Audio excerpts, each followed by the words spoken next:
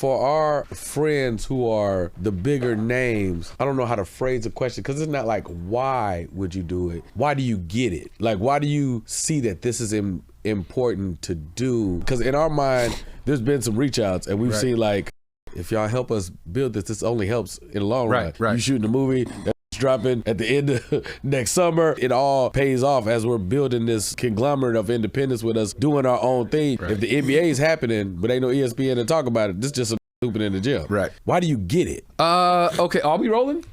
Yeah, we're rolling. Okay, so first and foremost, I genuinely with all three of y'all. Yeah. Like, I don't like every comic. That's a fact. As a person, and sometimes as a comedian, so I don't rock with them. Like, but y'all three, I genuinely rock with. Like, I remember I saw you at the factory that night. Absolutely. And he hosted, and I was like upstairs, like, yo, ET is on it tonight. Like, you was swish. Everything was all net. No back rim, nothing. Yeah. And it was so dope that night that the next time I saw you, I was like, I got to make it my point to let him know that I saw that. Because that's just important for every comic to know that somebody saw it and appreciated it. It could be another comic or just a person in the audience. When they come out the club and they go, man, you was really, really good. Right. We all need to hear that. The biggest name needs to hear that. Absolutely. So I was like, I'm going to make it my point to let you know that. You, I respect just off the grind of got a TV show with no audition. That's a fact, though. Yo, to this day, I'm still like, yo, how do you pull that off? How you pull, that's like, which one? You don't pull off every day. I think. Ballers, yeah. Ballers. No audition, and pulled it off. Damn, you had the audition? See, Chris Spencer the main thing was not having an agent or a manager. Right. So being able to get into the room without reps was God doing what he's doing. Exactly. Absolutely, yeah. Exactly. But you remember that tip. I remember him, he told the story on stage one night, and I was like, I wonder if he's joking about that. And then I asked him, he's like, nah, real talk. Well, I think I got to bring that back. Give me add another 5 minutes. Yeah, you told it on stage one night, and I was like, man, is that true? Yeah. Man, I want to tell you, first of all, I genuinely with you as well. Like, you always seem like mad funny to me. Just one of the keys to comedy, what my brother always said, one of the keys to comedy is you got to look funny. Right. You just look funny. If you went on stage and I didn't say a word, I'd be like, yo, this is about to be funny. Right. That's funny, yo. Right. That's what's up. Yeah. And to back it up with actually being funny, I truly fuck with y'all three. That's number one reason, answer to your question. Number two, and I could go on and on. Yeah. I'll give you two more. So my brother always says, I love stand-up. Which brother are you? Chris. No, I'm joking. My brother Chris always says, I love stand-up. Nothing comes before stand-up. Stand-up's number one. But I do movies, so people will go see my movies and then come see me do stand-up. Right. Mm-hmm. So they will go see the movies, so they will come see me do stand-up. So they will go see the movies, so they come see me do stand-up. One feeds the other. Absolutely. That's why this is important, because when you say, yo, come to the podcast, yo, yeah, I'm gonna show up, but it's gonna be 4 comics talking. It's not just me, it's 4 comics talking. Absolutely. And somebody's watching is gonna go, yo, I'm gonna go see that guy. And then they'll watch your podcast to come see you do stand-up, or watch my podcast to come see me. Yep. It feeds the other. Absolutely. And lastly, when I was Tracy Morgan's opening act, Tracy gave me all the game in the world. And it was always, yo, you gotta help out other comics. When you in my seat, Tracy would always say, I'm in the big seat. I sit in the big motherfucking seat. Yeah. But when you sit in the big seat, you do the same shit I'm doing for you. And that is bringing young comics on the road to feature. That is letting people open up when you in their city, like they stop by. Right. That is get a phone call, go do a podcast, go do. Man, I was just telling them, some of the people we've reached out to, some pull up, you, Afion, and some kind of on some, go shit or whatever. But I was like, it's more than one way to give back. You could give back monetarily, or you could give back with your time. Yeah. And I think a lot of people forget that the higher up they go, they feel like if it ain't Kai Cenat stream, or if it ain't Shannon Sharp, then it's like, well, why I'm gonna go do that? It's like, hey, bro, you can still help out up and coming comics or newer or younger comics with your time.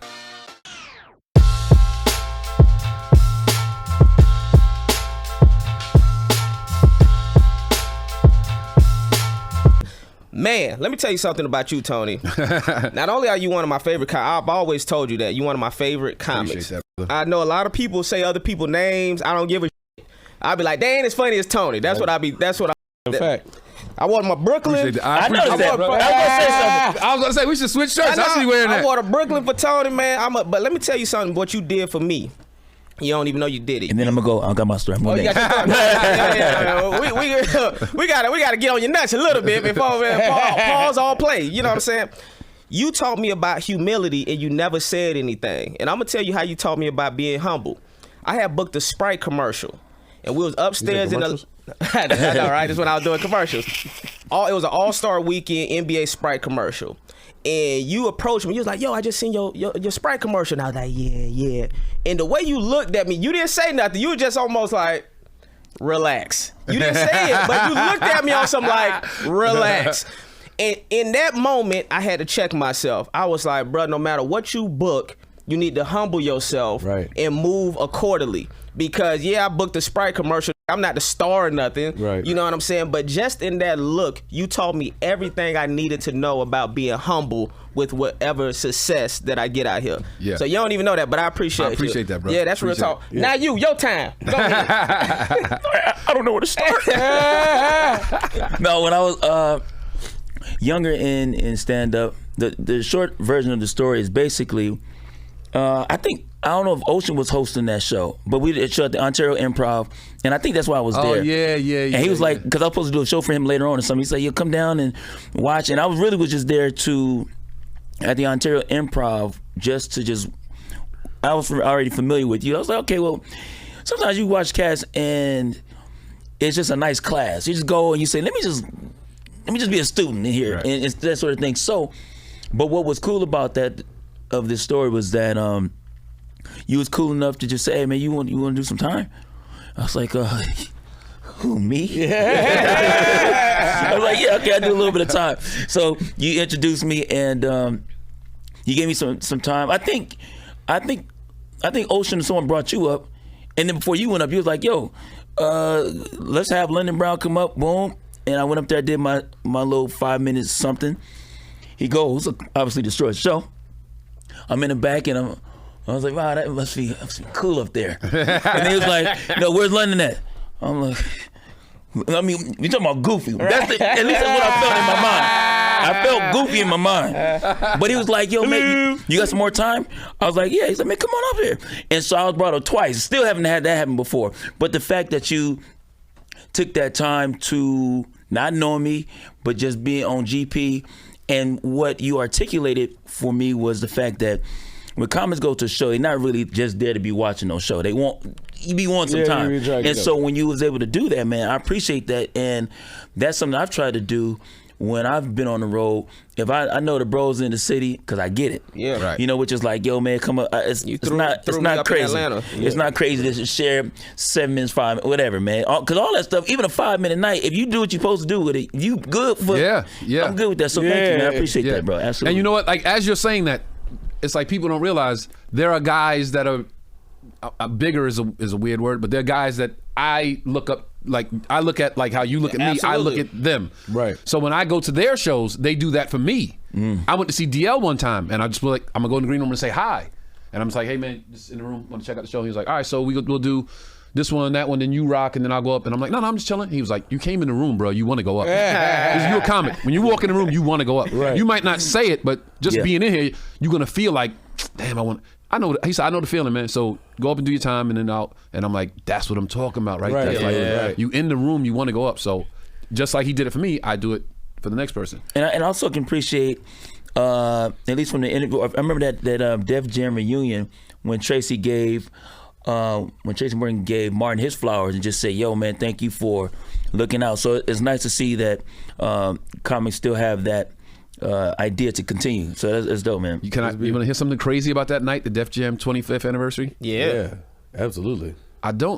I might have told this before, but if I haven't told it before, this is an exclusive. Yeah. Oh, wait, hold on. Wait, we going to do exclusive. Do the... exclusive! Do the intro. Okay. Intro. Oh, the intro? Oh, wait, why you cutting off the story? Go. No, go. I get to it. All right, so Def Jam 25th anniversary show in Beverly Hills at the Beverly Hills Hotel, right? I get a phone call. This is when I was working with Russell, when we was doing All Def. Yeah. So Russell's like, yo, got an idea.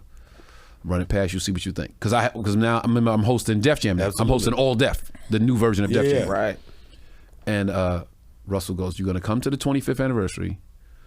We're going to bring Martin Lawrence out. We're going to pay him. you know, all the homage in the world. We're going to big Martin up for the contribution to comedy. Martin is then going to say, yo, Def Jam will continue through all Def Comedy, and the new host will be Tony Rock, and he'll bring you out and pass the torch to you. Oh, wow. Martin will pass you the torch of the new host of Def Jam. Wow. I'm in the house. I let one go. Yeah. I'm like calling home, telling my boys, like, yo, this is going to be, bro, I'm out of here. This is going to be epic. Yeah. This is going to be one of those moments where they be like, that's where Tone took off from there. And Martin says, I don't want to do it. God damn it, Martin. I don't want to do it. They sent the car to pick me up. I'm in the car on my way there. Russell calls, yo, Martin said he don't want to do it. I'm like, all right, so I'm going to go back home. Russell's like, no, just come anyway. We'll figure out something else to do. So I'm like, figure out something else to do? What does that mean, bro? Like, right. So I get there, and every comic and their mama's there. So I'm like, I'm backstage, but I see like, you know, this one, that one, that one. I'm like, man, I'm happy to be around my peers and my idols, but I'm like, I'm dejected, bro. I'm like, man, I just want to go home. And then they go, all right, go out and bring out Adele Gibbons. No disrespect to Adele Gibbons. Sure. Right.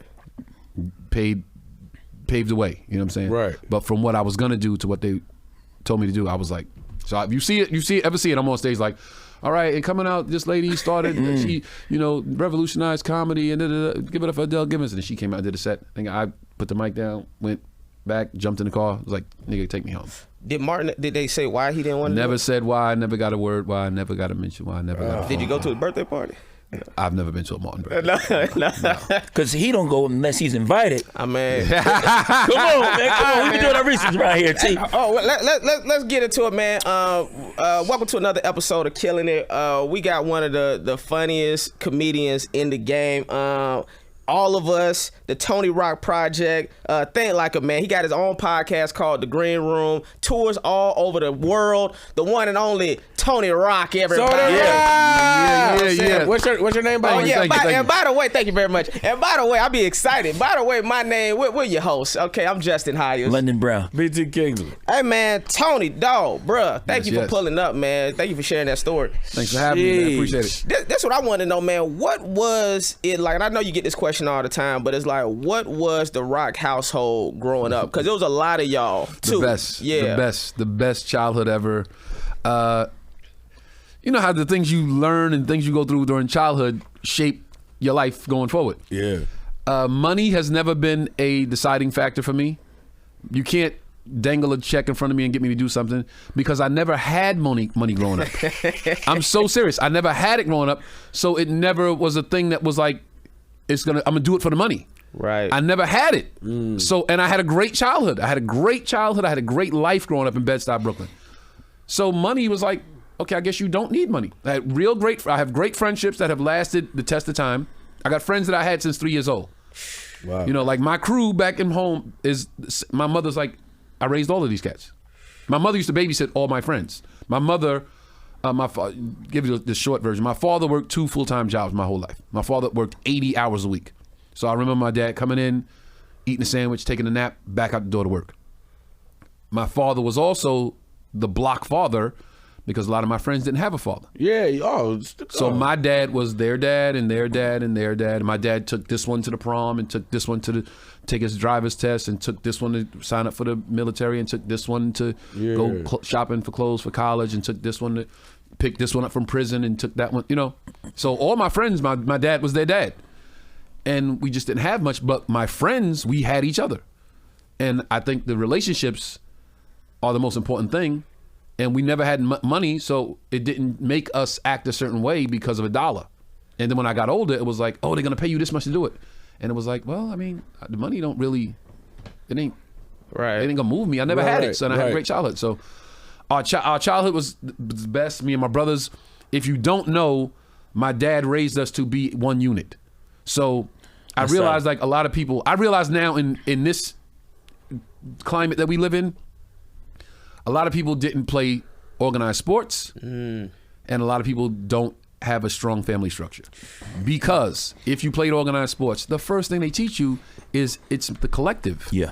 The sacrifice fly is to advance the runner, not you. You won't get any props from it, but that teammate can advance. If you're not doing it for the team, how can you find enjoyment in winning or learn a lesson from losing if you're not doing it for the collective? If it's only about you, if it's only, well, I scored 10, we lost, but I scored 10, that's not a victory in the total sense, you know what I mean? Right. So my brothers, we were raised like, yo, we a unit. So it's always been the Rock Brothers. And it's only boys? Or? No, I got sisters, but I mean, like my dad was raising men. Got it. So it's always been look out for your baby sister, look out for your baby brother. If your brother's in a fight, you're in a fight. My dad wouldn't get upset with us if we got in fights at school, if something happened. Because we went to an all-white public school, everyday kids like nigga, so we had to fight sometimes. He was more concerned with if you tell him, my dad, about the fight you had, he would stop you and say, and then what did you do? And then what did you do? And if we all wasn't lumped up together, or if we all wasn't victorious together, we was in trouble. How many of it? Okay, good question. Yeah. So I say I have 7 brothers and 2 sisters. Okay. I am one of 10. Okay. Because I count the siblings that my mother raised but did not birth. Got it. Another brother might tell you I'm the oldest of 6. Jordan will say I'm the youngest of 5. My brother Kenny will say I'm my only child.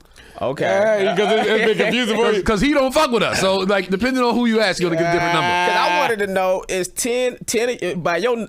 My account is 10. By your account is 10, and it's 10 Waynes. In a fist fight, who win it? Come on, that's easy. That's easy.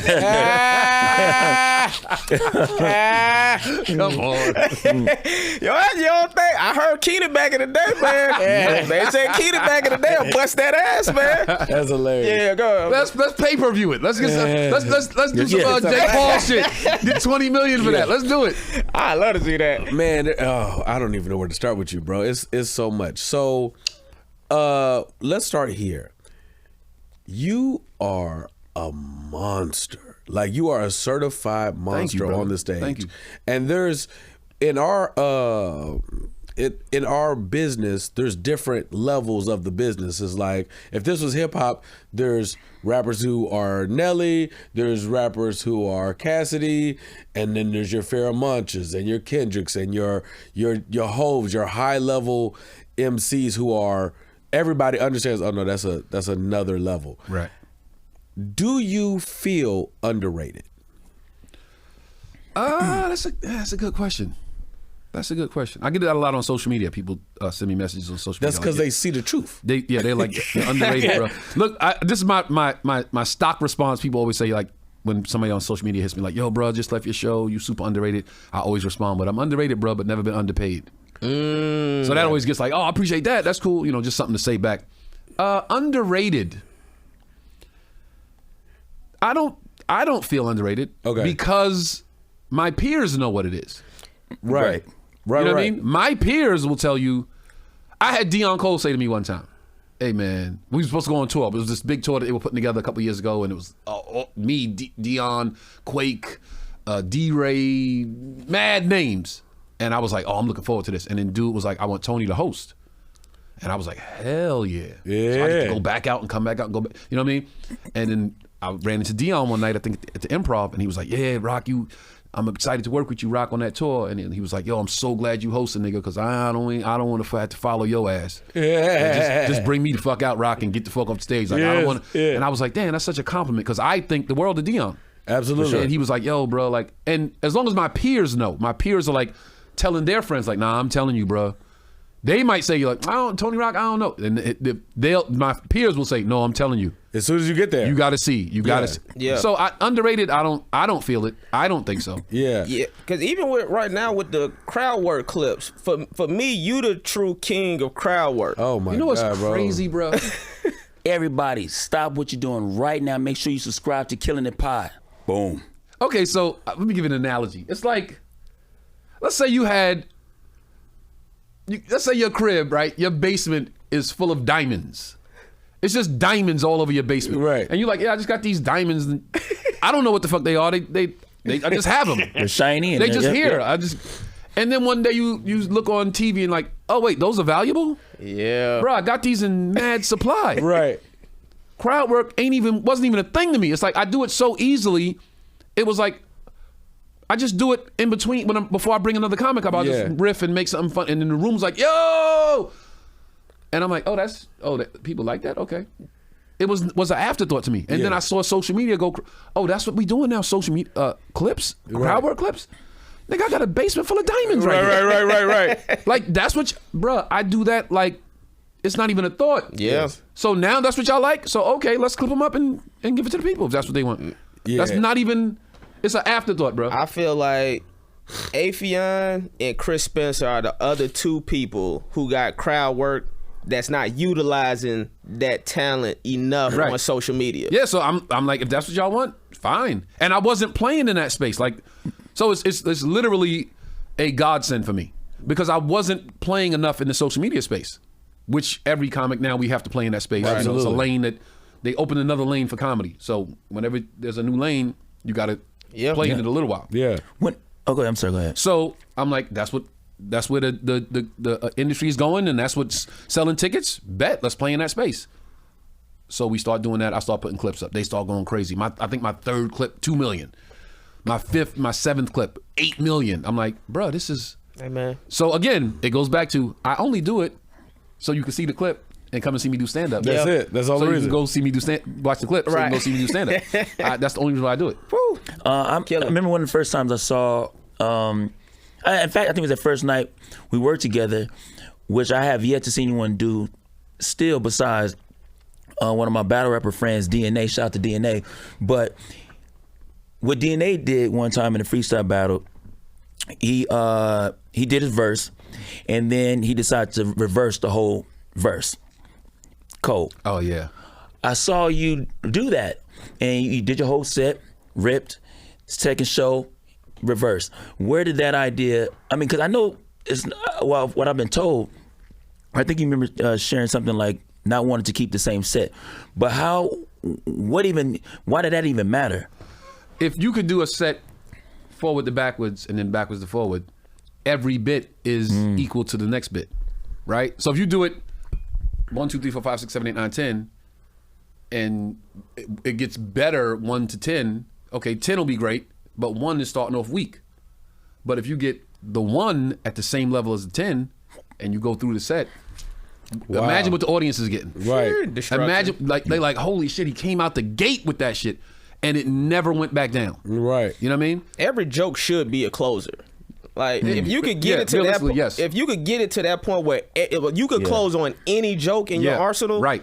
So that's why I did it that night, because it was like, okay, that shit flowed incredibly from beginning to end.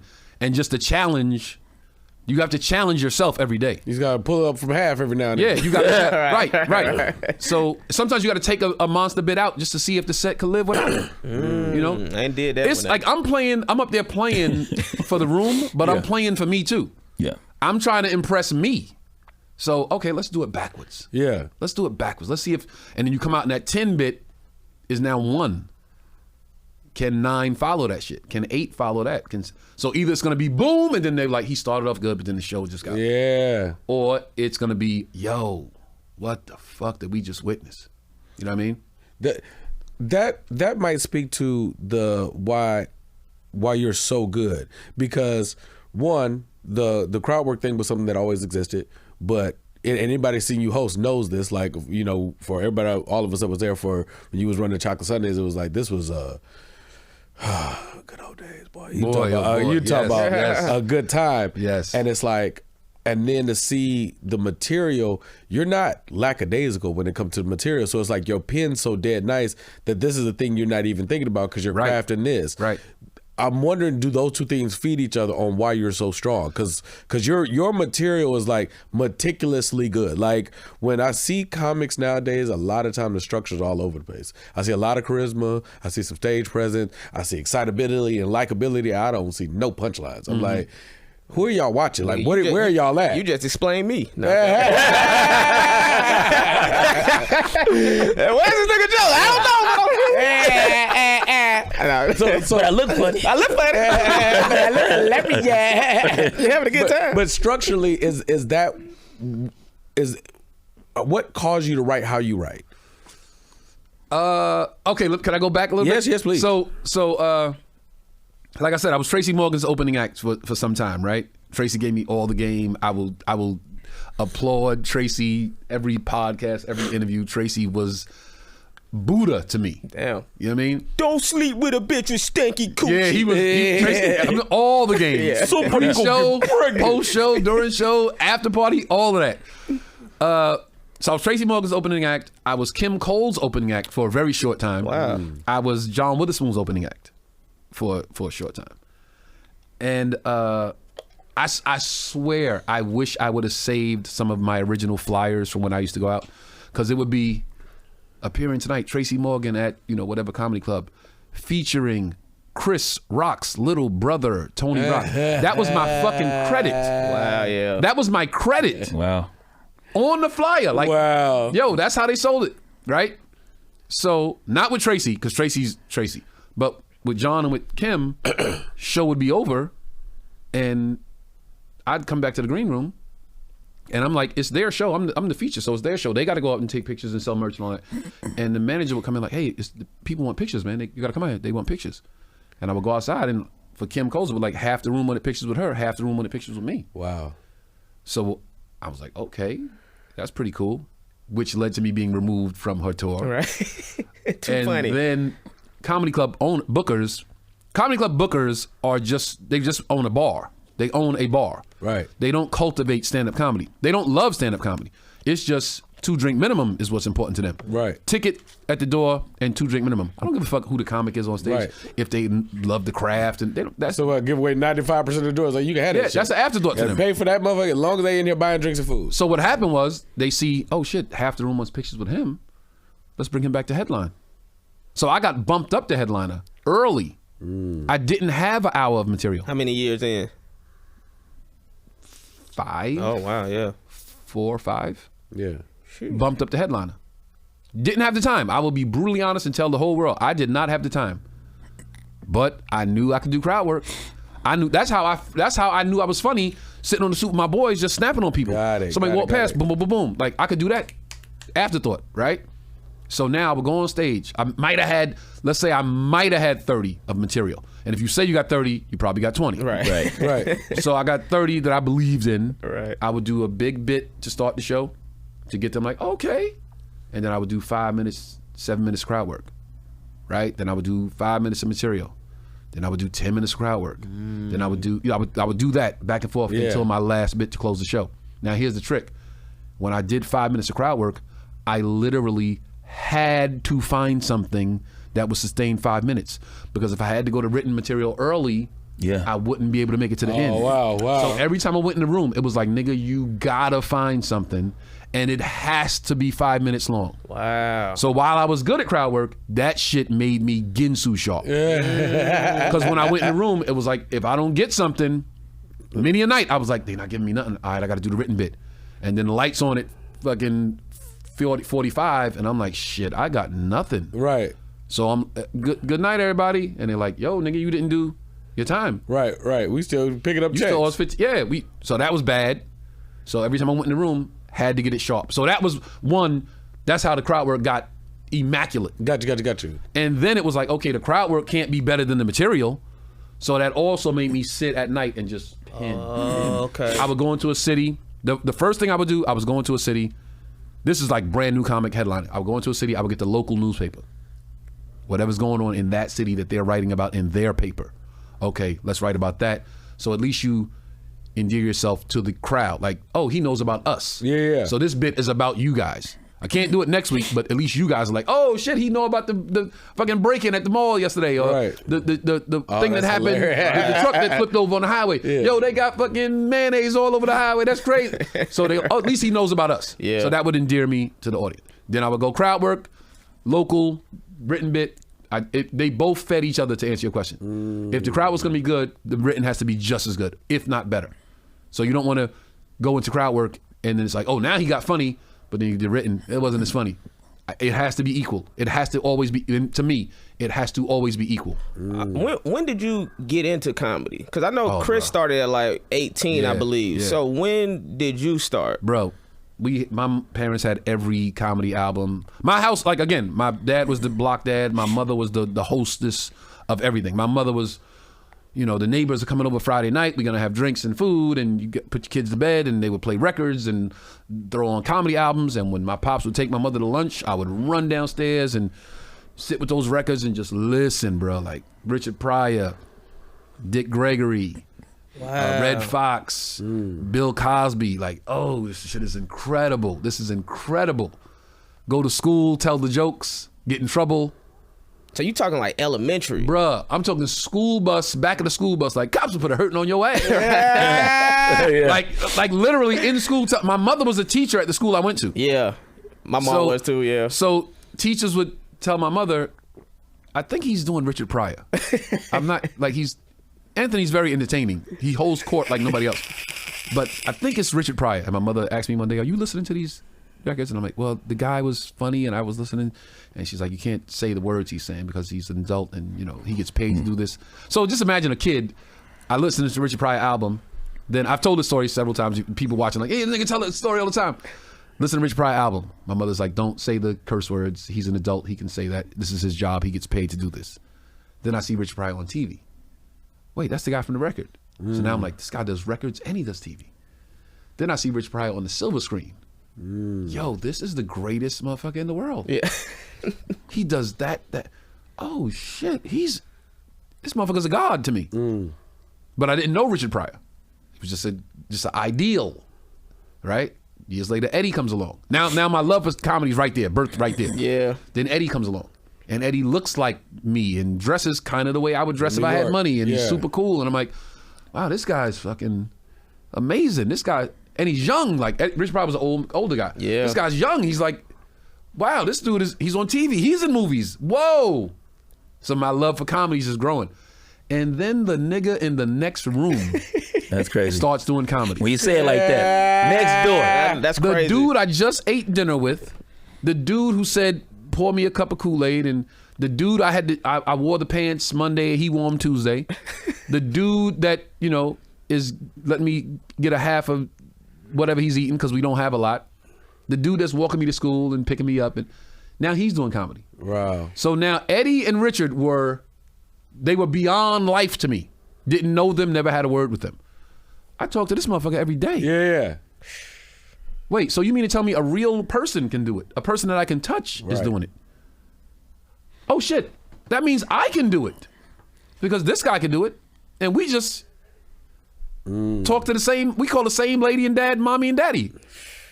Wait a minute, I can do it. And this guy that the world is saying is the funniest motherfucker in the world is saying, no, you're the funniest motherfucker in the world. Oh, wow. No, I'm good. But wait till they see you. Yeah. Get the fuck out of here. You mean to tell me the guy that the world is saying is the best motherfucker in the world in every interview is saying, nah, Tone. Nah, it's Tone. Right. Roast battle. Who wins? You and Chris. Brother, you admire. But you got your skill of what you do. Yeah. Roast battle. I want to know. That would be, let's pay-per-view it, man. Let's fight the weigh-ins, then followed by the roast battle of Tony and Chris. This is 20 million right here. This is 20 million. This is 20 million right here. Hey, man, I'll call my agent. We'll set it up. Damn, I don't know. Yeah, that's an honest answer. I think prep time is a question. It's Superman versus Batman.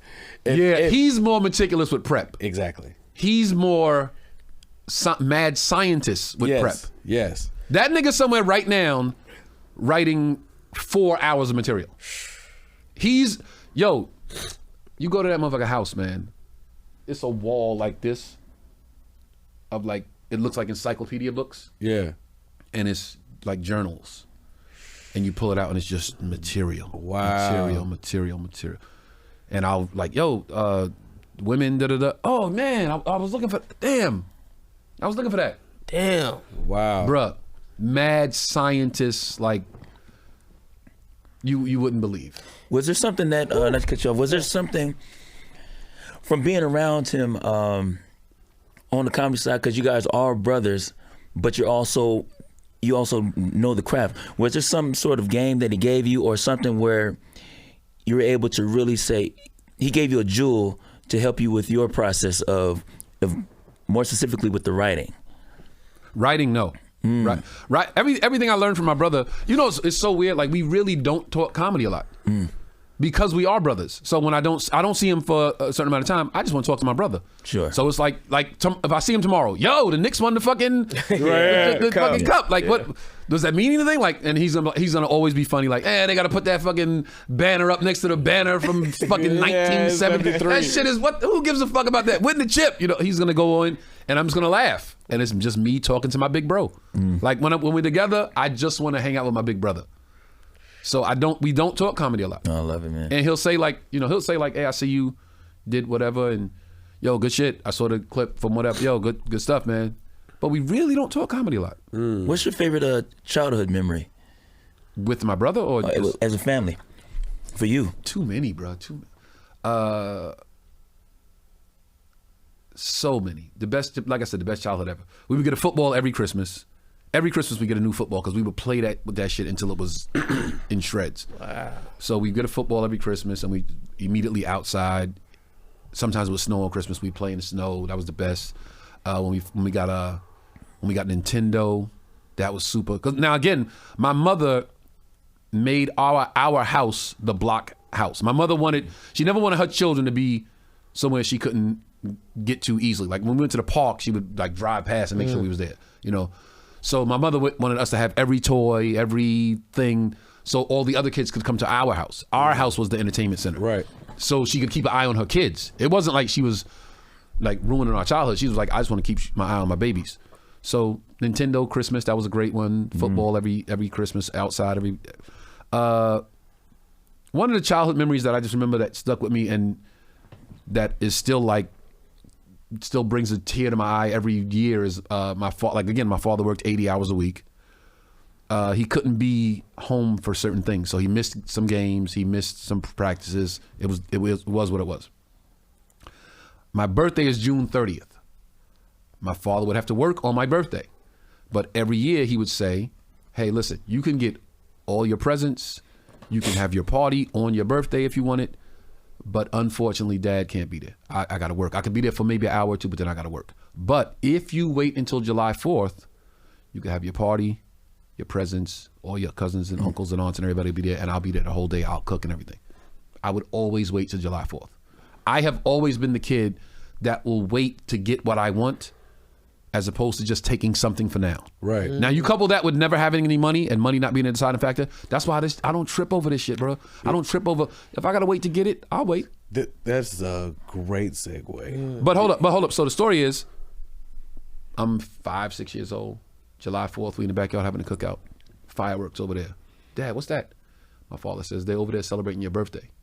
Fireworks in the distance. That's a cold line. They celebrating your birthday over there. They celebrating my birthday? Yeah. Fireworks in the distance, that way. What's going on over there? They celebrating your birthday over there. Wait a minute. Everybody's celebrating my birthday? Yes. Everybody celebrates your birthday because you're that special. How valuable is that? Yeah. And boy. So to this day, July 4th, bro. July 4th. Last year, bro. Cried like a fucking baby. Last year, sat my child in the window. Yeah. We opened the window. We opened it. And we could see downtown. We could see a little bit of like, downtown's this way, so we could see a little bit of Hollywood. And we sat there and just watched the fireworks. And I stepped back and just looked at my kid, like I'm looking at my child, and he's like this, like, and I'm looking at me, looking at the fireworks. Right. Yeah. That day when my dad said, and I'm just like, bruh, I was gone. What did your father teach you, or what did your parents teach you about love? Family. Starts with family. It starts with family. Love starts with family. And if you love someone, they are your family. And I'll tell you another thing about love, right? I told a chick this one time, and she said, yo, I never, ever thought of that. Think of somebody that you love right now. Think of somebody you love right now. Immediately, boom, that person. Now think about the time you and that person have shared in uncontrollable laughter together. Yeah. Laughter is the first step in falling in love with someone. Whether it don't have to be a girl, but just think about a dude you love, like your brother or anybody. Yeah. Think about that time y'all laughed until y'all cried. Laughter. You can't say you love somebody until you can reflect on the time y'all laughed until y'all cried together. Yeah. That's the first step in loving someone, is like, yo, we laughed like you would. Me and my brothers have had uncontrollable, unbelievable, can't breathe, fall out laughter. Yeah. That's how I know I love those motherfuckers. Yeah. And I say my brothers all the time, but I mean my siblings, because it's way more brothers and I hang out with them more. Got you. But my sisters, yo, bro, laughter's the step, the first start. You meet a girl, y'all go on dates and you trying to get to know her. Once y'all start laughing, that's when you getting somewhere. That's when it's like, that's when she's like this, like, maybe he might be. I agree. See, women, that's why niggas be having side bitches, because when you laugh, you're like, this bitch, she's hilarious. Then we laugh. You ain't made me laugh. Take the panties off. Yeah, when the last time you made me laugh? This bitch making me laugh. I've said that. So, yeah, I totally agree. My fam, they taught me about love because that's my hub of laughter. Yeah. Anything going on in the world, I can go home, I'm gonna eat good, I'm gonna talk, I'm gonna tell them what's going on, but I know I'm gonna laugh. Yeah. So in that, the segue was beautiful when you was talking about the fireworks. You have something very specific in this city that everybody does not get, and it doesn't matter how famous or none of that even matters.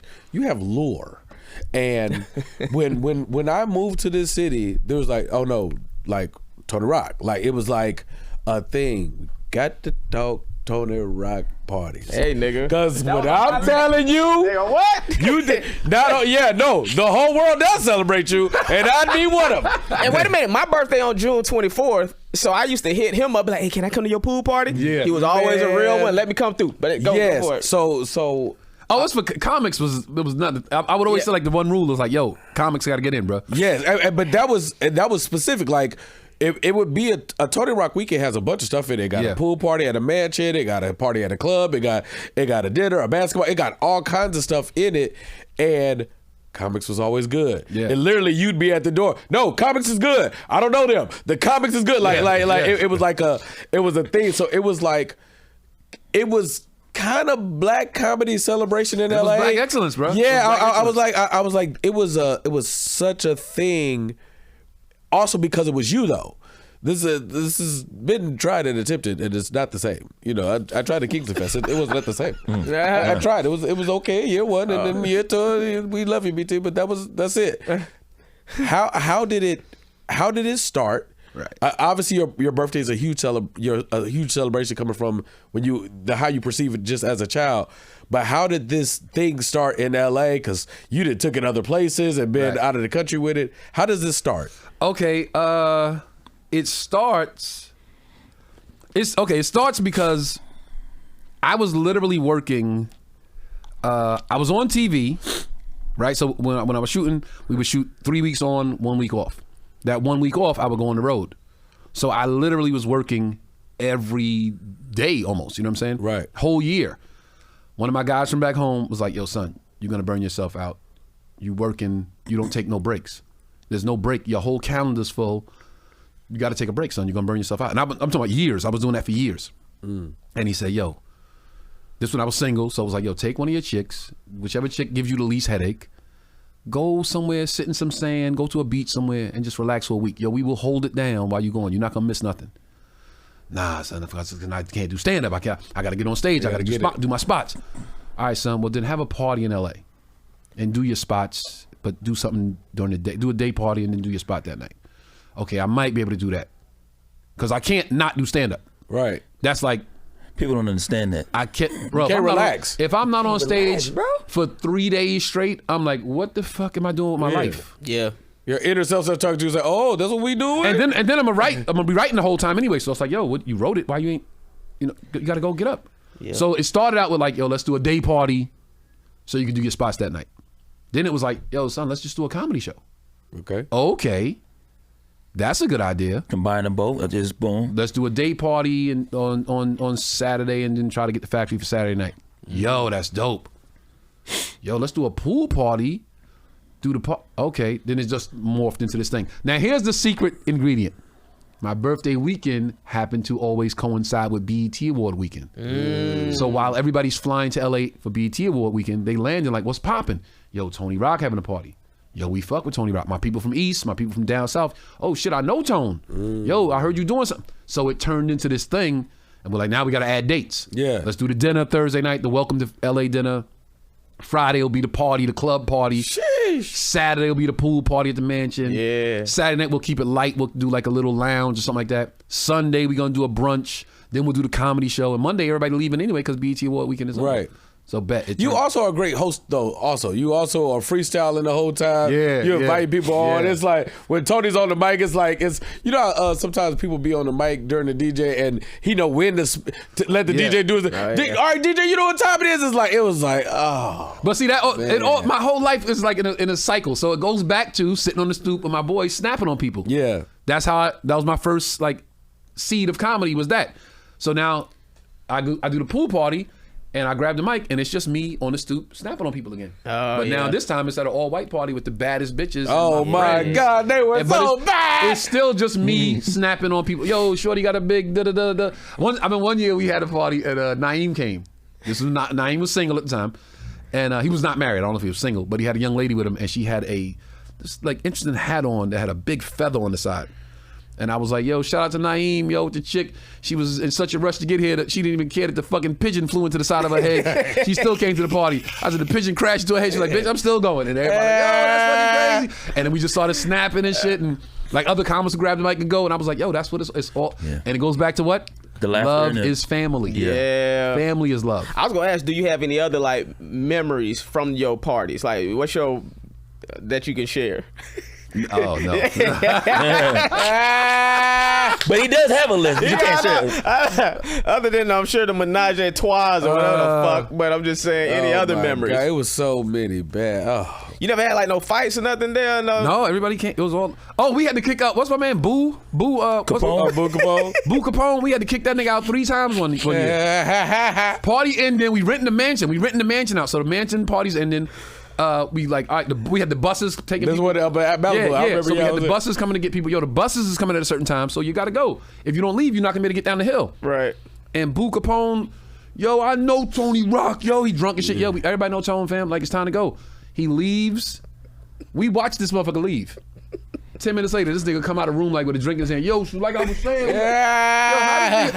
They walk this niggas in the gate again, kick him out. 10 minutes later, he coming down the stairs like, yeah, nigga, so like I was saying. Yo, is this nigga a magician? Yo, what does this do? We had to kick the nigga out like 3 times. He keep coming back with different substances, more substances. Yeah, he had a slice of cake. Man. We didn't even cut the cake yet. That's hilarious. Yeah, but no, never no fights, never no beef.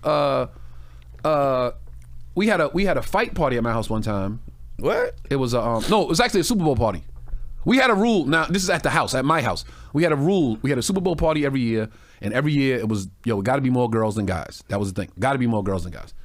And one year, and we wouldn't invite any dudes we didn't know. If we wasn't cool with you, we wasn't inviting you. I feel you. So it was G and Mike Lowry would be there, and some of my homies from back home, and Naeem might have been there. Ocean came one year. It was like niggas I genuinely fuck with. And one year we invite this girl that was cool with us. She was just a homie. She worked the door at one of the clubs in LA. Gotcha. So I hear about the Super Bowl party. Why you invite me? All right, come through. Can I bring my boyfriend? Yo, shorty, we got a rule. We don't invite niggas we don't know. It's just to keep it, because we don't. He's a wild card. We don't know. Please tone up. All right, bring him, but let him know he got to be cool. Like this my crib. This my actual house I live in. Right. Homie comes. All my dudes know her. Yo, what's up, baby? They all hugging her. Yo, my people's comics are like, yo, what's up, girl? She goes in the kitchen to make a plate, and he goes in the kitchen, grabs her arm, like, yo, how the fuck you know all these niggas? Why they all fucking hugging you and shit? And she's like, yo, I told you, like, Tone's the homie. These are his friends. I know. I see them all the time. And I'm sitting there like, and I hear I'm like, yo, are they arguing? I go in the kitchen like, yo, you got to go, bro. You got to go. And you remember Big D? Absolutely. Yeah. He'd be with you all the time. Yeah. He lives in Bahrain now. He moves out the country. But they start fighting in the kitchen. And I'm like, yo, Big Dizzo. We call him Big Dizzo. Yo, Dizzo. And Big D goes in the kitchen, my man, I ain't going nowhere. And the motherfucker hits a glass and breaks the shit. And that motherfucker got put in a sleeper hole so fast. She had to watch her man get put to sleep and dragged out the house like a trash bag. Yeah. You warned her though. And we said, yo, that's why we don't let niggas come. See that? I told you. I'm so sorry, Tony. I'm like, don't say sorry to me. Say sorry to that nigga when he wake up. But, it was like, so we just always try to keep it cool. That's why like birthday weekends was always cool. We like yeah. How does all of us happen. You on the show for a while. You are killing. Because one of the things I want to discuss is like every time I've seen you on screen, you have delivered. Every time when the lights is on, you have delivered. But this was one of those moments where you was on screen all the time. You were comic relief. You are literally there to hold this show down in a very specific way, which isn't the seat that a lot of people have even sat in. So how does this even come about? I stole, you just said the lights are on. I stole that from what's my man's name? Basketball player. What's his name? Damn. Went to prison, got out, and moved back in the projects. Oh. Why am I forgetting his name? Shit, I don't know. Half of They're doing a documentary on him right now. Yeah. Why am I forgetting his name? Exactly who you talking about. I can't think of it. Stephon Marbury's cousin. What's his name? Why am I forgetting his name? Stephon, I'm gonna chat GPT this shit. Actually, I'm interested in seeing that documentary. Me too. I know exactly who you talking about now. Why are we all having a brain freeze right now? God, that's we're locked into your story. Okay, so anyway, he would say that to his brother. Would say that to him before every game. Yo, the lights are on. And we are here. The lights are on. So that means, nigga, when the lights come on, it's time to perform. I stole that saying. But anyway, so all of us, this is a great story. I'm going to take my disdain for Will and Jada out of it and tell the story organically. Yes. So I'm in LA. I would come out for pilot season, run around, the rigmarole, audition for everything I could. Is it Sebastian? Sebastian Telfair. Yeah. Telfair. Yeah. Chat GPT. Bassy, yeah. So he says that. The lights are on, time to showtime. So anyway, I come out for pilot season. Okay, I'll go back further. I do Montreal Comedy Festival, right? When Montreal Comedy Festival mattered. Right. Yeah. I do Montreal Comedy Festival. I was one of the breakout acts that year. I was literally on an elevator going back to my hotel room, and it was some suits. And they were like, yeah, I heard Tony Rock fucking was amazing today at New Faces. And I'm on the elevator like, oh shit, they don't even know who the fuck I am. Damn. I heard Tony Rock fucking, yeah, we got to call his people and see if we can meet with them. And I'm on the elevator like, oh shit, like this shit really happening. Like that I did Thursday. If you do New Faces, you familiar? Absolutely. Yeah. You do New Faces, you do Thursday and Saturday, or you do Friday and Sunday. You do 2 shows, 6 minutes to change your life. I did Thursday. Dom Herrera was the host of the show. Oh, wow. The young lady on stage before me was bombing her ass off. I don't remember her name. And I'm sitting at the side of the stage, and that's Bobby McBomberson. That's making me more nervous because I'm like, yo, if they not giving it up, like, I'm not thinking like she's just not funny. I'm thinking like she's here. She got to be funny, right? Right. And I'm just like, oh my God, they not laughing. And the suits are in the room, and oh, this is going to be so bad. And Dom Herrera comes by, and he's like, hey, you Richie's kid. Richie Tinkin was my manager, the owner of the comic strip in New York. Richie Tinkin managed Eddie Murphy for his first 11, 12 years in the business. Okay. Made a shitload of money with Eddie, and he missed out on his 2 younger daughters growing up. And then he had 2 sons and said, I don't want to miss out on them growing up. So him and Eddie parted ways, but he made a shitload of money during that time. Wow. He still owned the comic strip. He would come in from time to time and check with the wait staff. The wait staff at comedy clubs know everything. They know everything. They know who's on drugs, who's fucking who's dope. So he would come in on Mondays to do the books and numbers and all that stuff, and he'd say, who should I see? And the wait staff was always like, yo, this kid Tony Rock is coming in every week. Holy shit, he's fucking blowing the roof off the place. Tony Rock and Sherrod Small are coming in, and they're destroying. That's my cousin. They coming in, they sit in here all night. Because we didn't have spots. We wasn't in the rotation. So we would sit there and hope that somebody's late or somebody missed their spot. Yo, Patrice O'Neal not going to show up. Tone, do some time. Jump up. That's how we got in. Yeah. So Richie gets the word. He calls me like, hey, it's Richie. Of course I knew who he was. When are you on again? I'm like, I don't have any spots this week. I will come in Tuesday. I'll put you up. I want to see you. I come in. Richie puts me on. I go up and do a set. Okay, I'll be checking in from time to time. So Richie comes in.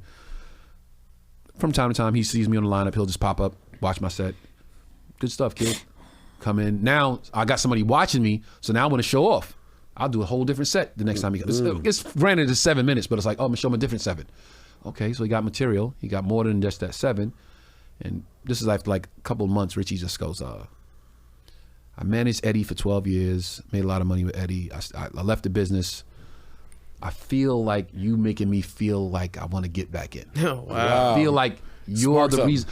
You got me feeling the hunger to be back in the business. What do you think about that? Hey man, I got nobody. I got no representation. I'm like, let's do something. And about a week later, I'm on stage, and there's these 2 old guys in the back of the room, 2 old white guys sitting in the back of the club. And again, I go back to my snapping it. Oh, these 2 old dudes, what y'all, pedophiles? Man, y'all here looking for a victim? What the fuck? I'm snapping on them, and they're like, we're here scouting for a TV show. I'm like, where you from? Like, we're from Amsterdam.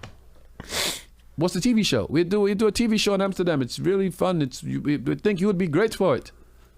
And I'm like, really? Okay, so I'll talk to you guys when I get off stage. I finish my set, I get off stage, I go in the back, I'm talking to the guys. They're like, we do like the European version of Def Jam. Oh, wow. It's set up, same stage, like the audience is right there up on you, real intimate. It's black. Wow. We love you. We came to see you like 2-3 nights. You didn't know we were here. We want to fly you to Amsterdam. I had never left the country. So I called Richie, like, yo, these guys, they want to take me on the show and, you know, talk to them and call them. And Richie calls them and they work the deal out. And nigga, I'm on a plane with Tony Woods, Godfrey, fucking Patrice O'Neal, and I'm on the plane. Oh, hitters. I'm on the plane looking at these niggas like, yo, I'm on the plane with these motherfuckers. Right. I'm going to another country to do stand-up. Never left Brooklyn. I left Brooklyn to South Carolina, but that's about it. Never left the East Coast. Certainly never left the country. So I'm telling you a very long story. No, okay, no. sorry. Nope. So I go to Amsterdam. I have a great time with those guys. I have a good time. It's amazing. I come back with the money. I'm like, holy shit, this is what I was hoping for. So now Richie's like, we ready for Montreal. Right. We do Montreal. I get offered a holding deal from the UPN at the time. It was the UPN. Yeah. They offered me $150,000. Now this is all my story. You're gonna see how everything ties in. Yeah. They offered me $150,000. Richie says, yo, it's a holding deal. How that works is they give you $150,000. That's just for you to just sit tight, and hopefully they could find a show to put you in, or they could create a show for you, something like that. But the money is just to hold you over. What that means is you can't meet with ABC, you can't meet with NBC, you can't meet with Fox, you can't meet with CBS. And I'm like, well, why would I do that? I want to meet with everybody. I want to meet with CBS. I want to meet with everybody. We came this far. Yeah, Pally, but it's $150, $150,000. Nah, I pass. You sure? Yeah, I pass. And he's like, all right, well, let me know what you're thinking. Richie was always the guy that like, everything is your decision, but let me know how you feel so I can understand you more. Right. And I said, so what is $150,000? I can still do my spots. I can still I can fly back and forth to New York, LA. As long as I'm getting up, I'm gonna make some money. Like you said, money don't move you. Money don't move you. Right. Yeah. So Richie's like, tell me what you're thinking right now. And I said, Richie, I'm from Bed-Stuy, Brooklyn. I'm from the worst neighborhood in America. I never had money. It's not a motivating factor for me because I still had a great life without it. So it don't move me. Yeah. So we gonna pass because I want to meet with everybody. And Richie's like, okay, kid. And he calls them up and says, we're gonna pass. And they say 200,000. Oh. And Richie comes back. Yeah. They say 200,000. Nah. Kid, listen to what I'm telling you here. This is $200,000. He's like, you're no fucking Eddie. You just said you don't have any money. You never had any money. Kid, this is $200,000. Yeah, but I can't meet with ABC and Fox and NBC. Like, I came this far to play the game. Let's play the game. Let's play the whole game. Right. You sure, kid? I'm sure. He goes and tells them. They come back 250. They say 250, but the offer's off the table by midnight. And I said one of the cockiest things I ever said in my life to this day. I said, Richie, we've seen the shows on the UPN. That offer will be there in the morning. And Richie goes, when you know, you know. When you know, you know. Richie says, all right, kid. And me and Sherrod, to this day, we joke around about that shit. We joke around, nigga, we left $250,000. We still joke about that shit to this day. So the next morning, we go party. Me, Sherrod, Mike Young. That's why Mike Young is my brother to this day. Yeah. Mike Young. I had a great class. My New Faces year was like, what's the year? Allen Iverson and Stephon. All that year. Yeah. Well, that year, New Faces was that. Me, Mike Young, Sam Tripoli, Corey Holcomb. Was that like 96? No, that was it's not the Kobe. It's not the Kobe. No, he talking about basketball. Yeah, that year was my New Faces. Got you. Right. So we went and partied that night. Me, Mike Young, Corey Holcomb, Sam Tripoli, Sherrod Small, Rachel Feinstein, we all went and partied crazy that night. That's squad. We got drunk as shit in Montreal, get back to the room, passed the fuck out, woke up in the morning, Richie's at the door. Pally, the deal's still there. I said, I told you. But I still turned it down. So I was like, okay, now, to answer your question, to finally get to your question, so now I go to LA, to play the pilot season. The pilot season game. Yeah. And I meet with ABC, I meet with Fox, I meet with everybody, and no deal that comes out of it. Everybody's like, we like him, but nah. We heard the nigga turned down 250. So I get nothing. Whole pilot season, nothing. And I'm getting ready to fly back to New York just to go back home, and I'll come back next year for pilot season. And I'm at the Laugh Factory, and I do a set. And Chris Spencer comes upstairs. I do my set and I stay upstairs. And Chris Spencer comes upstairs and he says, hey man, do you know Monica Swan? Nah. You don't know Monica Swan? No. Casting director. You never met her? No. She's downstairs. She wants to meet you. Oh shit, okay. Go downstairs. Monica Swan's there. Oh my God, you were so funny. That was incredible. What are you doing? And I'm like, I'm doing my spots and I'm, out here. I'm going to go back home and I'll come back for next pilot season. Nothing really happened. And da-da-da. No. Don't go home. I have a pilot that I think you are perfect for. Wow. And I'm like, oh shit, okay.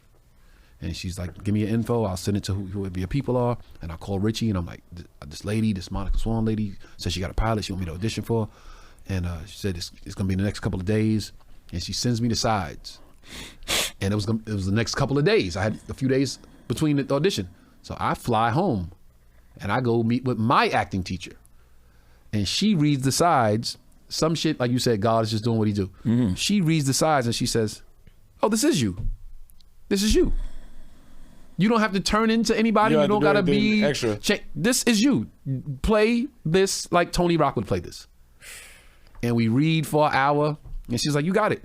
And now I'm so like, oh, this to be big. So let's do another hour. And she's like, no. Don't, that'll be overkill. You got it. Do your thing. Go. Be great. I go home that night, I eat, I chill with my brother. Me and my brother Brian lived together at the time. And I'm like, yo, I'm leaving in the morning. He's going to work. I'll catch you when I get back. And I fly back to LA. And the audition's like the next day. And I know it's going to be big because everybody's saying, yo, Will and Jada are producing this. So I know it's going to be big. Right. And I know every young black comic's on the audition for this part. And I know that there's no guarantee I'm going to get it. I know that. But I'm going to be the most prepared motherfucker they see in this audition.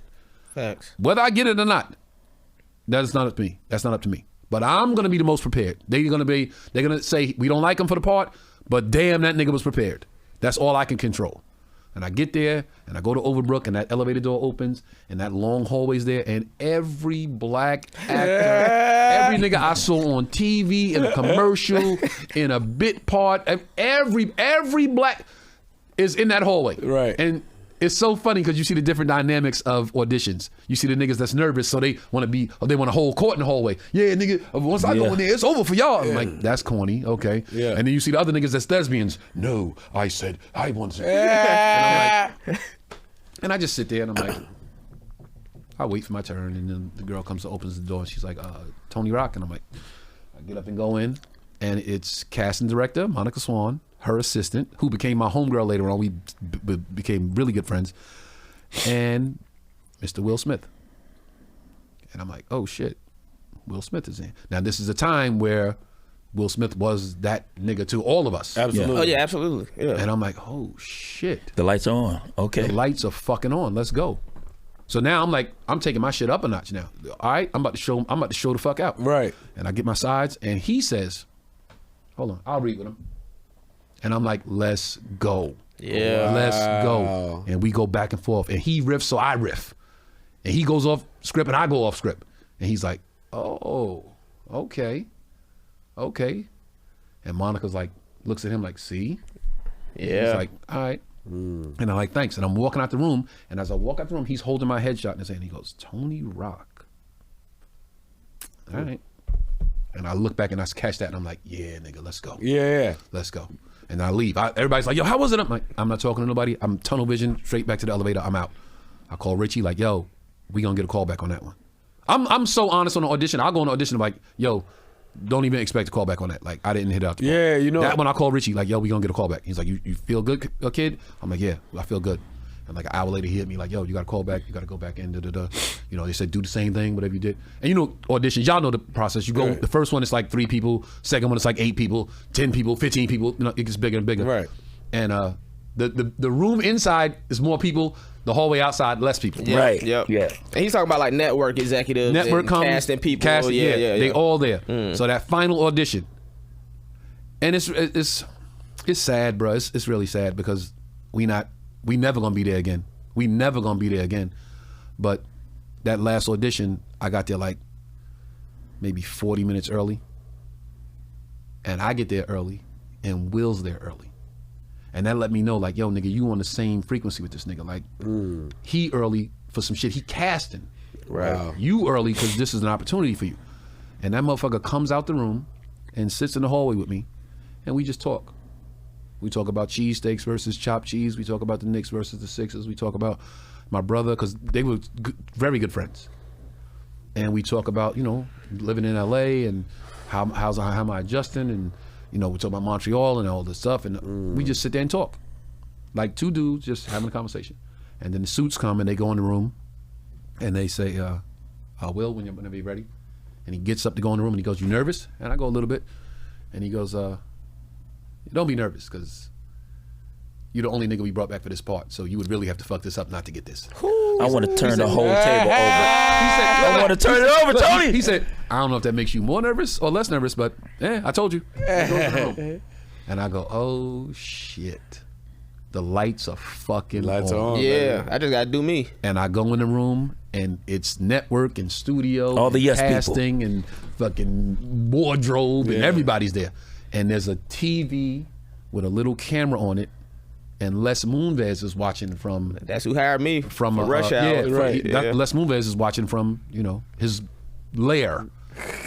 And I audition. I read. He was the head of CBS at one point. And I fucking home run, grand slam. Right. I grand slam that shit, and I know it. And I'm walking out the room, and the phone rings, and it's Les Moonves. God damn. And Will goes, yeah, what's up, Les? Yeah, I told you. And I catch that as I walk out, and I'm just like, yeah. I'm like, we out of here. Woo. We out of here. Hold on, I only had one Will Smith question. That's why I said we'll never be there again. We'll never be like, man. It's unfortunate. You heard his new album?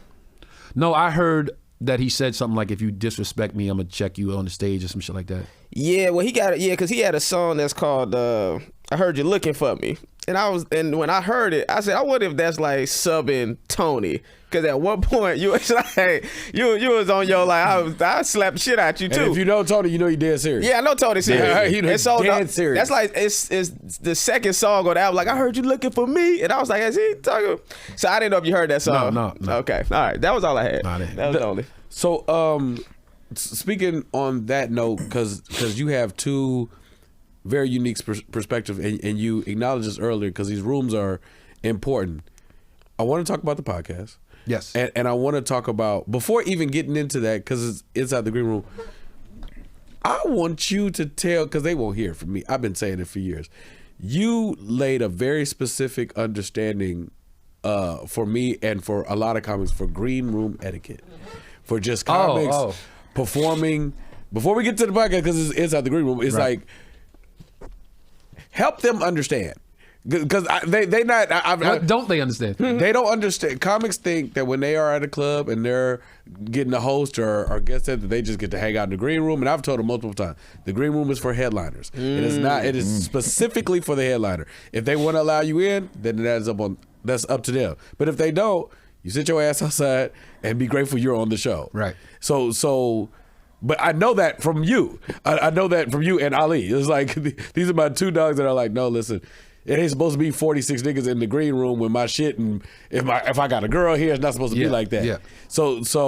But coming from me, it sounds like I'm hating. Okay, so again, back to Tracy, all the game in the world. I was so honored to be invited to be on Tracy's show. Yeah. I know it's Tracy's show. For sure. I have no ego when it comes to stand-up comedy. Now, don't get me wrong. I think I'm a bad motherfucker with a microphone in my hand. Right. I think very, very few people can fuck with me with a mic in my hand. These are the facts. Yeah. This is a fact. I agree. But if I'm on somebody's show, they have the utmost respect. Yo, it's your show. I'm honored to be on it. Right? I was taught that from my brother and Tracy. So when I was on Tracy's show, I would sit in the green room, in that chair in the corner. I don't touch shit. I don't change no channels. I don't eat nothing. I Right. don't open nothing. I don't eat, a damn sure don't eat the last of anything or drink the last of anything. No, it's all Tracy shit. And Tracy would extend the invitation. Yo, eat, drink. Okay, cool. Now we go, right? I would get out of the room if he needed. If somebody came in like, yo, you need the room. He would invite me. Yo, you can stay. It's all good.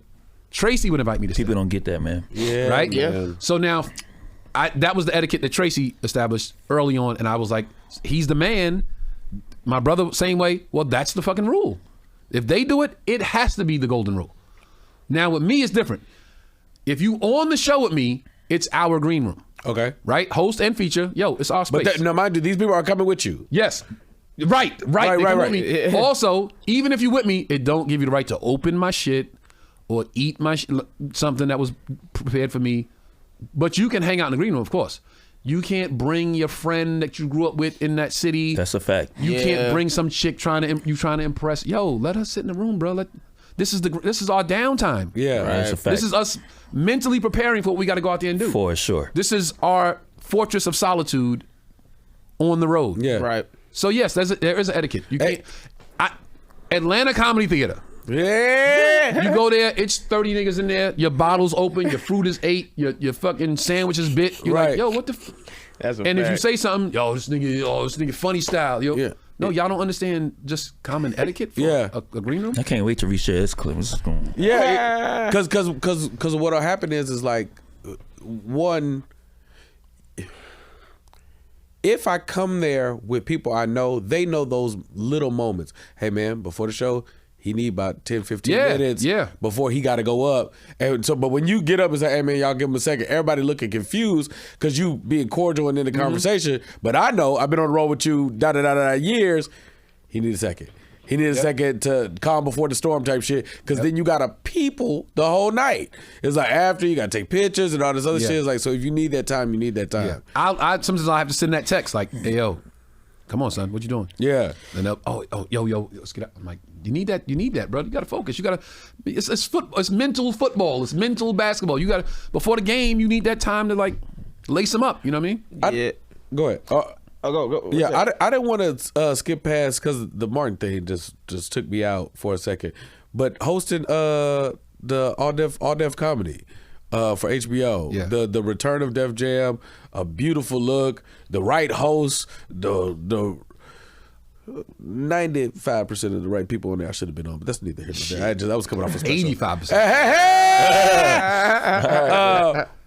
What was it like getting that call and going into that position knowing the magnitude of what it was? All right, 2 points I want to make, because you just said the Martin thing. This business, you guys know, and I want young comics out there to know, this business is incredibly close to life-changing opportunities, and they just disappear. Mm-hmm. You never know I don't know what you were very close to and it didn't happen, or you. Right. But you got to keep going. You can't like, it was a Steven Seagal movie I auditioned for years ago. Call back. Yo, I'm about to get the Steven Seagal movie. They going in a different direction. So close. Not even real reasons on why. They just. Right. Yeah. Did audition for a CBS pilot one time. Booked it. Got it. They agreed to my fee and everything. Call a week later. Hey, they changed the character. Damn. But this is the shit you guys don't know. Don't know. Yo, Def Jam, the All Def. Yeah. We still call it Def Jam. You know what it was. We already had the green light for season 2. We already had the green light for season 2. And then the stuff happened with Russell. Sheesh. And they were like, scrap it. Yo, I was right there, bro. I was right there to another season. I was a week away from like, yo, they're gonna announce it in the trades. Like, yo, they bringing it back, season 2, Tony Rock hosting. I was right there. But people don't know that. But you gotta keep going. Yeah. Sheesh. I tell people, man, it's really like entertainment, but I really liken it to with this whole thing with acting and so forth, is that, man, this acting thing is like, or entertainment is really like an incredible temp job.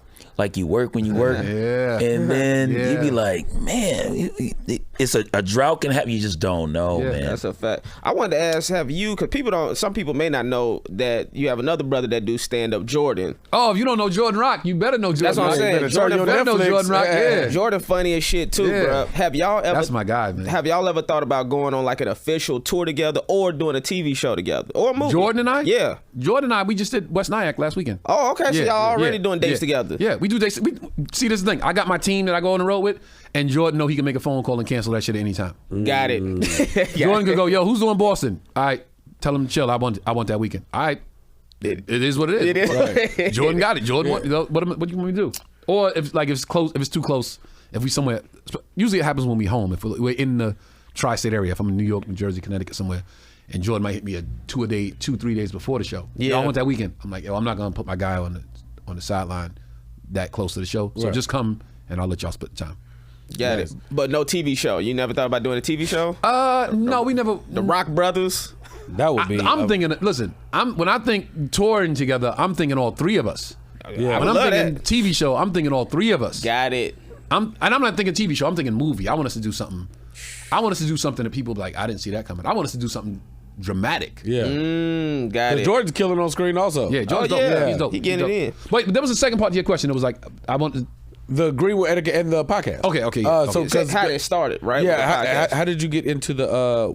Well, I want to talk independence with you because as much industry success as you have, you also still got your independent grind because you independently shot the special. Yes. And it came out phenomenal. Yes. Thank you. And also jumping in the podcast space, which is another independent venture to get your voice out. Right. So just like what put you on that path, and what kind of what did you see that you identified that said these are good reasons for me to take on both these ventures? The special, I just felt like it was time, man. I just felt like I kept seeing people getting specials, and I'm like, oh, really? Okay. And I watch everybody's special. My routine before I fly, like I got to fly tonight, right? I go in the house, I pack, I make sure I have everything charged up, my chargers and everything, and I take my tablet out and I will download somebody's special. I will just scroll, this person has a special, download it. I get on the plane, I give it 10 minutes. Yeah. Okay. I go headphones on, especially at night when you fly at night. Right. Everybody's sleeping, headphones on, got my little snack. Okay, Nate Brungardt, let's see. Yeah. Holy shit, this dude is funny. Yeah. Nate Brungardt's my new guy. Like that's Right. how I got on him. Like, just watched it. Fuck, this dude's funny. Other people, 10 minutes in, this ain't it. Yeah. Delete, go on to the next one. So I just kept seeing that, and I'm like, I got the material. Like I got the fan base. I got people every city like, yo, what a special at? What a special at? I couldn't get the fucking deal. I couldn't get Netflix to bite. I couldn't get Hulu or Amazon. I couldn't for some reason. And this is before you shot it. This is you just pitching the I idea. could not get anybody to go, yo, let's put some money up in, So I was at the Laugh Factory one night, and Quake was talking about he had just shot his first special. Yep. With Chappelle that produced. He had just shot the first one. I was sitting right there. Keep going. And he said, it's like back in school, man. Remember when you was in school and your teacher would be like, yo, show your work. Show your work. Show how you got that answer. Show your work. He's like, I'm putting my work. He said the date, like, August 15th, y'all gonna see my work. Yep. And he was like, show your work. You was there. I was sitting right there. And I was like, that back on that couch. He said, yo, you gotta show your work. I sat with that shit all night. Yeah. I went home that night and I was like, damn, I got the work. I got work. Yeah. I got an hour. I got a solid fucking set that could go right now. And I went to the bank the next day and I looked at my account and I said, if it costs this much, I could do it. If it costs this much, I could do it. If it costs this much, I could do it. And I'm like, fuck it, yo, let's do this shit. Because you're gonna make money. The money come and go. Like right now, see how everything tie in? Yeah. Yo, don't let the money be the thing that's like, I can't do it because of the money. Fuck this money. Yeah. You're gonna make more. You've blown money in situations that, let's do it. And I went and met with Everything Ties In, Sam Tripoli, who was my brother from New Faces. Yeah, New Faces. Yo, I'm doing production. I got the production crew. These guys, boom, boom. I met with them. This is my vision. This is what I want to do. All right, let's try to make it cost efficient. I went to Jamie, want to shoot my special. I did not want to shoot it at the Long Beach Laugh Factory. I did not. But Jamie said, I'll give it to you for free. I guess we shooting in Long Beach. Guess we shooting in Long Beach. Yeah. The only knock on that special, I put that special up against any fucking body special. I'm not saying it's better, but you will watch the special you think is, holy shit, this is the best, and watch mine and go, it ain't, hey man. I will agree with that. That ain't far from it. I'm not saying it's the best. Yeah. But I stand by it.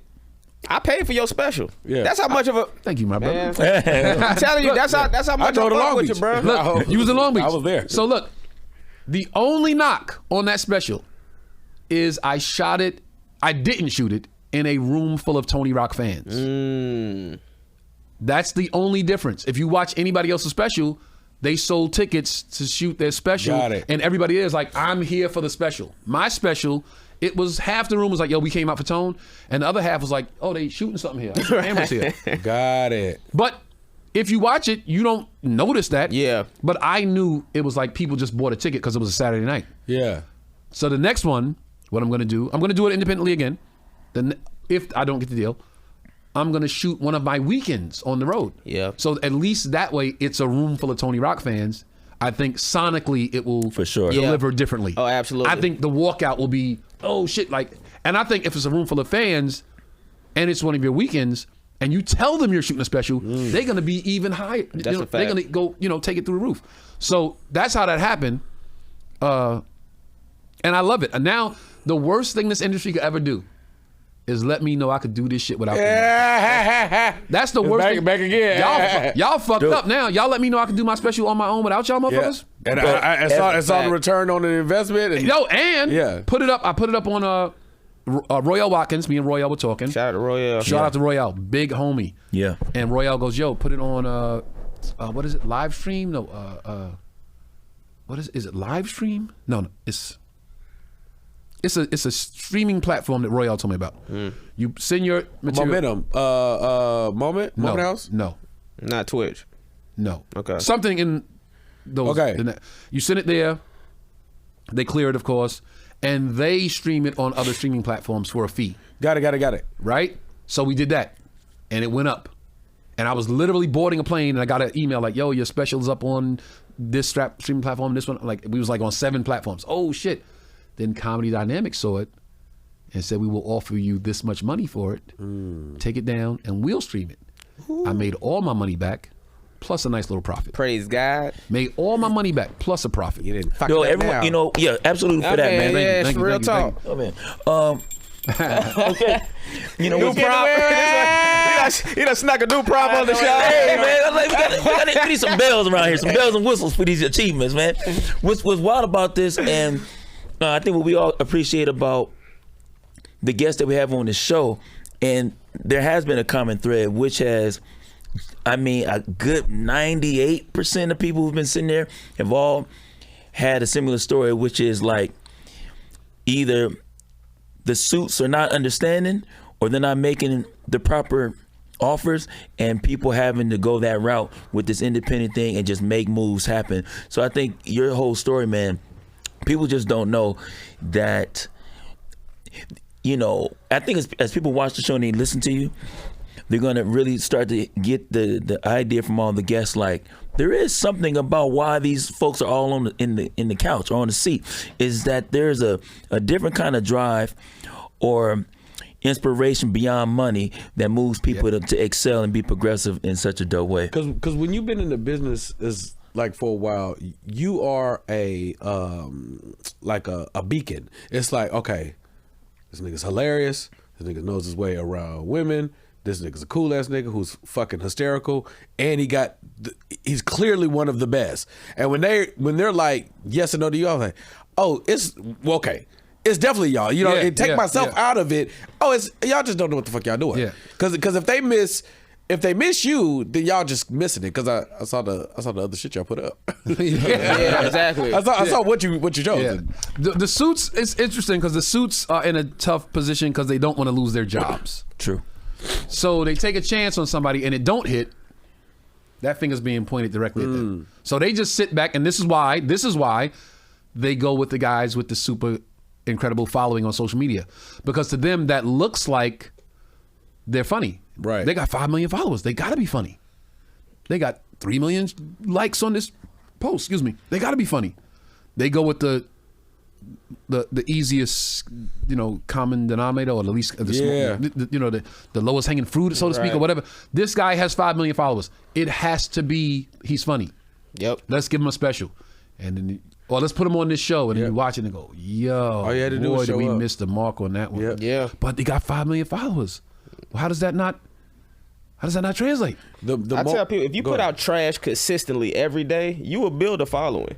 Yeah. Like, it's about consistency. And so it's like a lot of these people have a following. They're putting out, if you can put out some mediocrity every day, you will eventually still build a following. Right. That don't mean you great. It's the consistency, it's not the quality. Yeah, exactly. That's what made the earthquake conversation so interesting, because that sticks in the back of my head too. It was like the conversation we were having was like, everybody's complaining and criticizing on who's what and what's what. Yeah. And stand up, it's like, hey man, fuck all that talking. Put it out. Right. Because now we got something to compare. Because if you just saying this and you just saying that, ain't nothing to compare it to. But let me see. My work exists. Yep. Now we know where I stand. Where's your shit? Yeah. He said, show your work. And then I sat with that all night. And then what else? Other thing I sat with? Yo, that was fucking Earthquake saying that. Absolutely. If they don't know that Earthquake, that's Earthquake that was saying that, bro. Living legend. Right. Like, you just Tony Rock, nigga. Go for it. I went to the bank, took that little fucking, print the account amount. Okay. Kept looking at that shit. Had that shit in my house. Like, all right, if we could do it for this much. And then, like, again, I met with Trip put me with people. Let's shoot it. They was like, this was gonna cost. Fuck it, let's go. Well, it's like Kev on stage does. I'm about to. We gotta get to it. No, I got you. Kev on stage with. Every time he produce something, I see him put on tour dates. I say, "Oh, this nigga just paid some money for some shit." It's like, you can put the money back. I watch her every time. I say, "It's coming to Tuscaloosa." I say, "Yeah, spend that money, baby." Go ahead, bro. We got a game on this show. Let's go. All right, called Kill It or Let Live. Kill it or let live. Kill it. I'm gonna throw out a topic. You gonna say whether we should kill it, you're not messing with it, or let it live. Go. It's all good. Kill it or let live. Having a threesome with your girl, but the third person is a guy. Oh, kill it. All right. That's not a threesome. That's a train. I mean, that's I've been arguing that, but that's been That's either called a train or that's called a devil's threesome. Kill it or let live. Responding to negative comments on social media. Oh, kill it. Kill it. Kill it. Yeah. I have a rule. I never respond to the negativity on social media. They try to get me every day. Every day they try to get me. Every day it's negative. I have a rule. You can send a negative comment. You can say, yo, you whack, or you just Chris Rock, brother, you ain't shit, or whatever you want to say. You have your right to say whatever.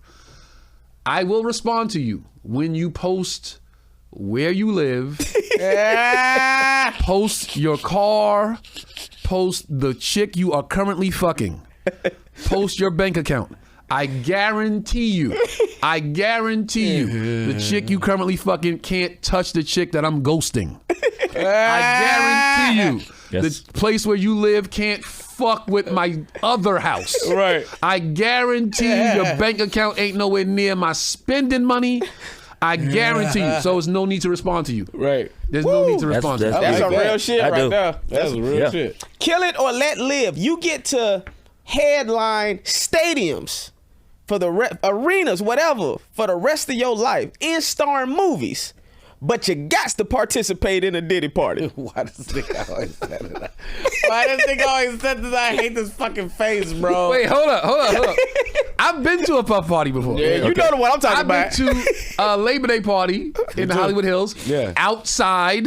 Outside. I'm talking closed door Diddy in the corner. With a mask on. With a mask on. Nah. Kill it. It's so stupid, bro. Nothing but bottles of baby oil. Kill it or let live. Hooking up with a cast member. Oh, let it live. Let it live. Have you seen some of my cast members? Let it live. Let that live. I have. Okay. This is the last one. I think this is the last one. You done gave us a lot. Kill it. I got two more. Kill it or let live. You get to experience time travel. You're known also as the founder of time travel. But the only time period you can explore is slavery. Hell no. Kill it. So fucking stupid. Kill it. I just go through my cars. I just shuffle through my car. All right, this is the last one. Kill it or let live. You get to star in the next Medea Goes to Space movie. Kill it. Kill it. Kill it. You didn't let me finish. But you gotta wear a dress. Kill it. I hate this nigga so much. Top 5 New York MCs. Bruh, this is the impossible question. I know. All right, top 5. Okay, New York. Top 5 Brooklyn MCs in. I was there in New York. I was like, okay, New York. Let's go New York first. New York, Rakim, Nas, J, Big, DMX. Okay. Ooh, I like that. No. Sorry. Rakim, Nas, J, Big. You gotta go LL. Oh, yeah. I respect that. Honorable mention DMX. Honorable mention DMX. Honorable mention Grand Poobah. Honorable mention so many people. But Kane, Cool G Rap, but LL got to be top 5. Gotcha. His new album was fire. Everybody in here, I liked it too. or everybody in a certain age range, LL was your favorite rapper at some point in your life. Absolutely. If you say no, you're lying. Yeah. Yeah. At some point in your life, one summer, 1 month, whatever, he was LL. Yeah. Got to be. All right. Have you ever considered music? Only that ain't even like, it's just like I've seen the freestyle. It's dumb. It's dumb you know what's funny? I was very close to doing like an EP one time, like a 5-6 tracks, just for the fun of it. But I want to do something musically. I want to do something fun. Yeah. I'm not shooting nothing in the club. I'm gonna do happy rap, like just fun, something I could play in the background of one of my shows, or play before at the end of my show. Like, hey y'all, I did this song. Tell me what y'all think. Something like that. Just because I can. Yeah, absolutely. I think if you artistically, everything you can do, you should do. Your creatively freestyles be amazing. This is my last question. You could, career-wise, everything's the way that you want it to be. What does it look like? How are you killing it in your manifestation? Like, what does it look like? Is it TV, movies, it is absolutely TV. It is a strong TV show. It's like a Cosby show, a Martin. Okay, like, multicam. Yeah, something that, like, I'm talking about, but when it's over, it's still like lore. Gotcha. You know what I mean? Something like that. Definitely movies. You know why? So you will come and see me do stand-up. So you go see my movies, so you go see me do stand-up. Yeah, it's definitely that. It's being able to dictate, what I want to do when I want to do it. I'm literally busting my ass right now working this hard just so I can take time off and be with my kid. It's all for my kid. Everything is for my kid. Everything is like, let's go hard. So next year I could go, hey, I'm going to go out for 3 months and I don't want to go out for the next 3. Love. Just so I can be with my baby. That's beautiful. Love that, man. My manifestation is just me being able to call my own shots. Put other people on, produce other people's specials, I think that's and you didn't ask this question, but just because you said that, when I watched the Eddie Murphy documentary, I called a bunch of comics like, what'd you think? And I said, it looks like he's bored, man. Looks like he's just in the house, like, what's next? Like, so I think stand-up should be the next thing, to return to stand-up. Right. I said, or 1, return to stand-up. 2, he said he didn't care about winning the Oscar, but I think he cares about winning the Oscar. Mm-hmm. So get with your team, find that script, and go for that shit, bro. Yeah. Go for it. You Eddie Murphy, bro. Go for it. Like, let's be intentional. This one's for the Oscar. And 3rd, put somebody on. You Eddie Murphy, bro. You could just be like, Eddie Murphy presents. Put a motherfucker on. Yeah. That's legacy. Right. You could do Eddie Murphy presents. That's legacy. Or Eddie Murphy sketch show. Or Eddie Murphy presents. And just a sketch show. Like, like, that's the only thing that's like, his resume is like, he checked every box. And I mean, like, every box. Out the park. Yeah. Right. Put somebody on. Yeah. It's real. Hey, you heard that, Eddie Murphy? Get your shit together. Man, let them know where they can find you out on social media. Tony_Rock on Instagram. Check me out. My YouTube is moving. It's doing some numbers. Again, go back to the posting clips. Consistently and all this stuff. I had 116 subscribers on my YouTube. 116, not 1,000, 116. I started posting clips. Like, let's see what happened. I'm at like 36,000 now. Yeah. I be trying to tell people post, bro. You have to play in that space. I know older comics, more established guys like, that's from young kids. It's for young kids. The young kids are doing what the young kids are doing. You don't have to do what the young kids are doing in that lane. You can do that lane for you. Absolutely. You can do you in that lane. Get your Jay-Z on and you still rapping. But Yeah, you're talking about something. right. So Get your 444 check on. out my YouTube. Check out my Instagram. Come see the show, bro. Come see the show. The Born to Rock tour is hard. The Born to Rock tour is one of them joints, man. You got to see it. I got tour dates crazy. I'm in Miami this weekend, Hartford next weekend. I got the holidays off. My January is Pleasanton, Addison, Houston, OKC, Virginia Beach, Milwaukee, Denver, Ontario, Toledo, Charlotte, Tampa, San Diego, Vegas, Buffalo, Cleveland, Syracuse, Austin, Detroit, Greenville, Richmond, Raleigh, Orlando. Bruh, we working. And I'm going to let y'all know this episode will air in 2027. No, hey man, y'all make sure we working. In the green room. Make sure you check out his podcast. Check out Live from the Green Room. Live Myself, from the Green Room. Joe Fox, Trey Elliott.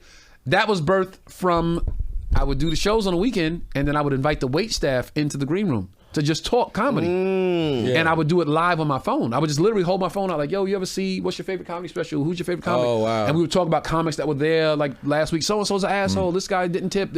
And then one day, one of my boys in Atlanta called me, my man Shah called me. He was like, yo, son, I don't think you realize you be dropping gems on that joint. Like you should, those gems shouldn't just go away. Like you should post them so people could.